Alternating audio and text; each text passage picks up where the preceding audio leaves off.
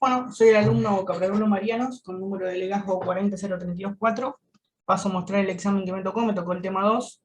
en donde se ve la fotografía de que se observa un clima muy frío, por eso decidí ubicarlo al sur del territorio argentino. Y bueno, paso a mostrar lo que realicé en el examen. Primeramente, obviamente, se empieza y comienza a hacer todo el análisis de sitio, las condicionantes del mismo, cómo es ese clima, eh, qué pautas de diseño se van a tomar, ¿no? Y bueno, demás cosas. Es por eso que comienzan a hacer estos primeros croquis para empezar a entender ese sitio y cómo va a ser la construcción de ese edificio, y es por eso que se toma la orientación que teníamos el sol, obviamente, y en todo lo que es las fachadas, aprovechando que el sol, obviamente, en los lugares del sur, cuando hace mucho frío, es muy fuerte, quema mucho. Se decide combinar y usar uso de la arquitectura autosostenible, utilizando piedras autóctonas de la zona, ¿no? ¿Y qué beneficios van a tener estas piedras? Es que, obviamente, como todas las demás piedras, tienen gran inercia térmica, y cuando el sol va a calentar esas piedras, va a dar un lugar, o sea, lo va a transmitir ese calor dentro del edificio, y nunca va a ser frío dentro del edificio, en simples palabras, ¿no? Y va a ser, obviamente, una vida útil del mismo, y cuando la gente viva en el mismo,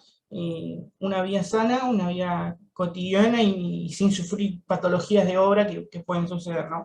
Luego acá se hace un breve resumen de los materiales que se utilizan,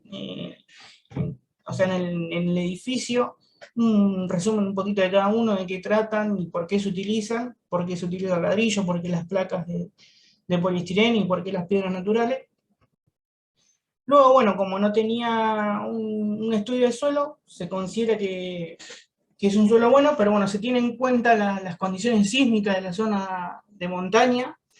y es por eso que obviamente primeramente se deciden hacer bases aisladas, pero con aisladores sísmicos, y prevenir esos riesgos de sismo en un futuro, ¿no? Luego el muro de contención se hace de hormigón armado de un espesor de 35 centímetros, con pilotes de anclajes también para soportar esas cargas horizontales, ¿no? que recibe el suelo, y bueno, van a servir también para en un futuro un sismo, ¿no? Bueno, acá se explica brevemente las partes de este muro, y bueno, un poquito de eso. Luego, en cuanto decidí hacer un corte constructivo, en donde se explica o se intenta reflejar cómo funciona todos los sistemas y subsistemas, obviamente, de la obra y lo que se realizó, cómo funcionan esas bases aisladas con los aisladores sísmicos, cómo funciona este muro de contención con el piloto de anclaje, bueno, las capas de cada material, de cómo tienen que ir esos aisladores hidrófugos, los aislantes térmicos, para disminuir, obviamente, en un futuro las patologías de obra, disminuir también los puentes térmicos, y bueno, demás cosas. Paso a explicar un poquito lo que hice en la cubierta. Obviamente se tiene también en cuenta en el diseño, que al ser un clima frío nieva mucho, entonces es por eso que pensé que no se podía hacer una cubierta plana transitable, y decidí hacer una cubierta inclinada de cabriadas, en cuando hay mucha nieve, siempre la nieve está cayendo y no se va a acumular arriba. Luego, en esta parte de la hoja, intenté hacer un poco, ¿no?, a modo esquemático, cómo serían esas plantas de fundaciones y estas plantas de subsuelo, ¿no?, en donde se observan bases obviamente aisladas con esas fundaciones excéntricas, zapatas excéntricas que van a sostener el muro de contención. Acá lo mismo, cómo son esos entrepisos y sus losas, si son direccionales o unidireccionales, cómo es la losa de la rampa y cómo es la losa de la escalera. Y bueno, acá de modo también un poco más detallado, intenté hacer cómo trabaja el sistema, también y sus sistemas, pero a modo más detallado, de cómo trabaja, por ejemplo, el encuentro de un muro y ventana, y las componentes de toda mi obra que tienen ese sándwich del muro. Y lo mismo acá, el detalle de la losa, cómo trabaja, cómo son sus estribos, bueno, etc. Obviamente estos números son aproximados, pero bueno, para dar un poco más de realidad al- al edificio. Luego, en la segunda hoja, a modo esquemático, intenté hacer, ¿no?, cómo sería la construcción de mi subsuelo eh, y en el edificio que me tocó, y bueno, cómo serían esos taludes de tierra provisorios para prevenir desmoronamientos durante la construcción, cómo son esos pilotes de anclaje, cómo son los muros de hormigón, cómo primero se hacen eh, la excavación, ¿no? Y acá un poco más detallado, pero también a modo reducido de paso,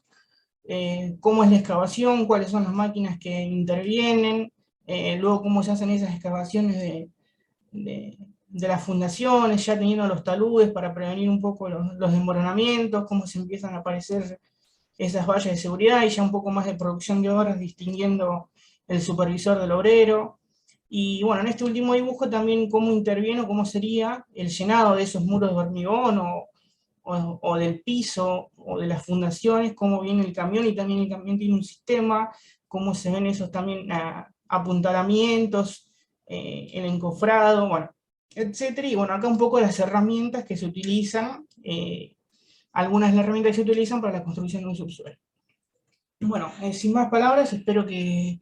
se haya entendido mi explicación, se haya entendido mi final,